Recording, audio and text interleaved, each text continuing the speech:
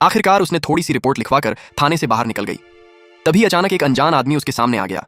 वह आदमी खुद को एक स्वतंत्र जांचकर्ता बताने लगा। उसने महिला से कहा कि उसकी बेटी को खोजने का वक्त अब बहुत कीमती है। उसने उस महिला से कहा कि अब उसकी बेटी को ढूंढना बहुत जरूरी हो गया है। अगर जरूरत पड़ी तो वह उसे बेटी की मौजूदगी का पता लगाने में मदद कर सकता है। लेकिन महिला उसे जानती नहीं थी। उसने कहा कि उसे जल्दी से यहां से निकलना होगा।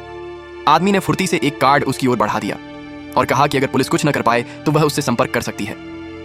इस बीच लड़की पूरी रात एक गंदे नाले के पास बेसुध पड़ी रही।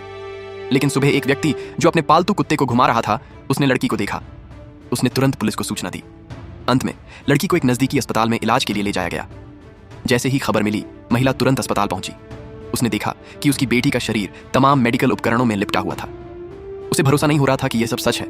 उसका दिल टूट गया और वह बेहद दुखी हो गई। डॉक्टर ने कहा कि शायद लड़की के साथ गलत हरकत हुई है और उसके शरीर को गंभीर चोटें आई हैं। हमलावर शायद उसकी जान ही लेना चाहते थे, लेकिन किस्मत से लड़की की जान समय रहते बचा ली गई। यही बात उसकी जिंदगी को बचा ले गई। पुलिस भी अस्पताल पहुंची और लड़की से मिली। उसी समय लड़की के पिता का भी फोन आया। महिला ने अपने पति को पूरी घटना बताई। पिता भी जल्दी अस्पताल आ पहुंचे। लड़की ने जैसे ही अपने पिता को देखा, रोने लगी। पूरा परिवार इस हादसे के बाद टूट चुका था और लड़की अब धीरे धीरे डॉक्टरों की देखरेख में ठीक होने लगी। उसने अपनी मां को सब कुछ बताया जो उसके साथ हुआ था। आखिरकार पुलिस ने कई संदिग्धों को पकड़ा और उनमें से कुछ पर मामला भी दर्ज किया गया। लेकिन चूंकि वे प्रभावशाली परिवार से थे और लड़की ने उस रात काफी नशा किया हुआ था, इसलिए उसकी गवाही उन्हें सजा दिलाने के लिए पर्याप्त नहीं थी। आखिरकार कुछ संदिग्ध जमानत पर रिहा कर दिए गए। इसलिए महिला को पुलिस की ताकत पर संदेह होने लगा। वही व्यक्ति जो निजी जांच करता था, वही सबसे पहले महिला से मिला था।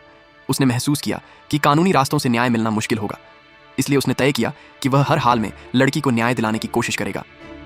घर पहुंचकर महिला को भी उसकी बात याद आई। उसने सोचा कि अब खुद ही इन लोगों से बदला लेना होगा। वह सीधे जांचकर्ता के घर पहुंच गई। जांचकर्ता ने लड़की की कहानी पर संवेदना जताई और महिला को उसकी मदद की जरूरत थी। जांचकर्ता ने बताया कि उसकी भी एक पत्नी और बेटी है, इसलिए वह बिना पैसे लिए उसकी मदद करने को तैयार था। महिला ने उससे कहा कि उसे केवल अपराधियों की आदतों और दिनचर्या की जानकारी चाहिए, बाकी सब वह खुद संभालेगी।